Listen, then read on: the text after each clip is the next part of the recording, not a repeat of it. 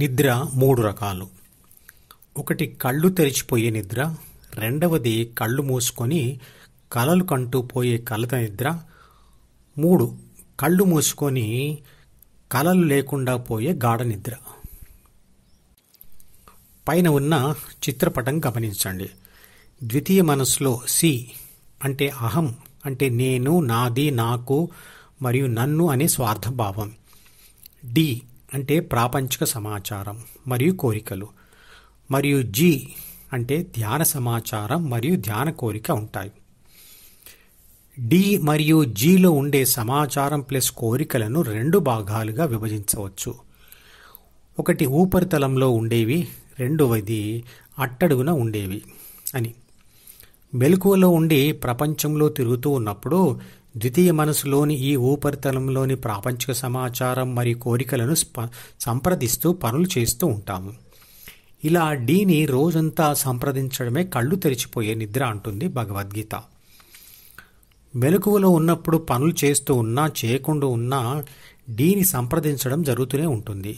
ఏ పని చేయకుండా నిరంతరంగా ఆలోచిస్తూ ఉంటే దానిని కళ్ళు తెరిచి కనే పగటి కల అంటాం. కళ్ళు మూసుకొని పడుకోవడానికి సిద్ధమవుతున్నప్పుడు మొదట డీలోని ఉపరితలం ఆలోచనలను వదిలిపెట్టి తర్వాత అదే డీలోని అట్టడుగు పొరల్లోని సమాచారంను చదువుతూ చివరికి వాటిని కూడా విడిచిపెట్టి తర్వాత గాఢ నిద్రలో పడిపోతాం. తర్వాత గాఢ నిద్ర నుండి మెలకువలోకి వచ్చే ముందు కూడా డీలోని అట్టడుగు పొరల్లోని ఆలోచనలు చదువుతూ తర్వాత డీలోని ఉపరితలం ఆలోచనలకు వచ్చి అక్కడి నుండి మెలకు అవుతాం. పడుకునేటప్పుడు గాఢ నిద్ర కంటే ముందు వచ్చేది మరియు గాఢ నిద్ర నుండి మెలకువలోకి వచ్చే ముందు వచ్చేది డీలోని అట్టడుగు పొరల్లో ఉన్న సమాచారం లేదా కోరికలు. ప్రాపంచిక నేను వాటితో ఉండడమే కలల నిద్ర లేదా కలత నిద్ర. ఇక మూడవది గాఢమైన నిద్ర.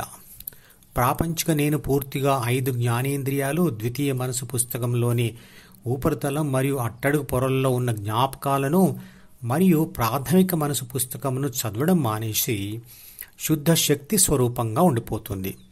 కానీ ఇది తాత్కాలిక స్థితి. ఆ సమయంలో ఆత్మ రోజంతా పనిచేసి కోల్పోయిన శక్తిని తిన్న ఆహారం నుండి పొందుతుంది. ఆ తర్వాత ఉదయమే నూతన శక్తితో లేస్తుంది. ఇక 4వ రకం నిద్ర. ఇది ఎవరికీ కూడా పుట్టుకతో వచ్చేటువంటిది కాదు.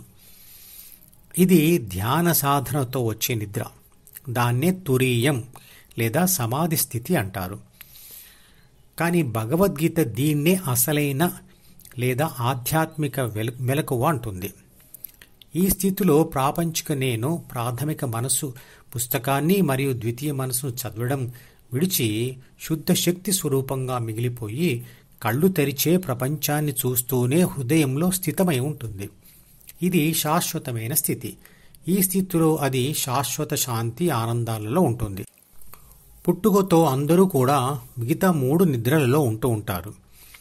మొదటి రకం నిద్ర అయిన కళ్ళు తెరిచి నిద్రపోవడం వల్ల ప్రాపంచిక గెలుపులు మరియు ఓటములు పొందినా శాశ్వత ఆనందం దొరకవు. ధ్యానం చేయడం కూడా ఇతర పనులలాగే ఒక పని. ఆ సాధనా కాలంలో ఆ పనికి సంబంధించిన ప్రాపంచిక సమాచారం మరియు కోరికలు అవసరమే. ధ్యాన సాధన చేస్తూ ఉంటే 3 దశలలో కలిగే లాభాల గురించి ఇదివరకు చెప్పబడింది. కలల నిద్ర అంటే కలత నిద్ర కూడా నెమ్మదిగా ధ్యానంతో తగ్గిపోతూ చివరికి పూర్తిగా మాయమైపోతుంది. గాఢ నిద్ర తీవ్రత మరియు సమయం కూడా పెరుగుతుంది.